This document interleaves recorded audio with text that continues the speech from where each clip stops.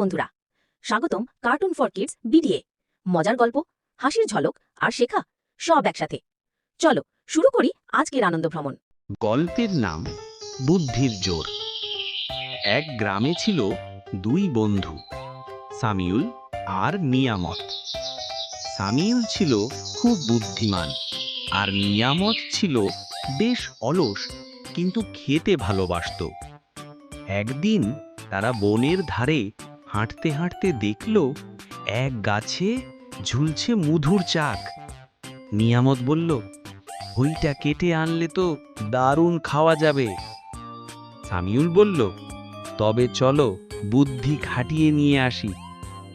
নিয়ামত একেবারেই উঠে পড়ল গাছে আর বলল, বুদ্ধি তো পরে, আগে কাজ। এই বলে সে গাছে উঠে চাক কাটতে লাগল। কিন্তু ওমা, চাক কাটতেই ভন ভন করে চারদিক থেকে মৌমাছির দল এসে ঝাঁপিয়ে পড়ল নিয়ামতের উপর। নিয়ামত গড়িয়ে গাছ থেকে নিচে পড়ল আর দৌড়ে পালাতে লাগল।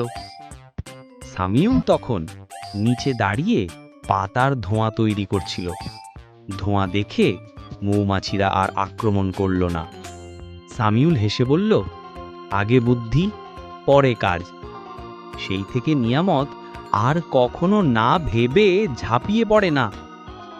শিক্ষা: কোনো কাজ করার আগে মাথা খাটানো জরুরি। শুধুমাত্র সাহসে নয়, বুদ্ধিতে জিত আসে।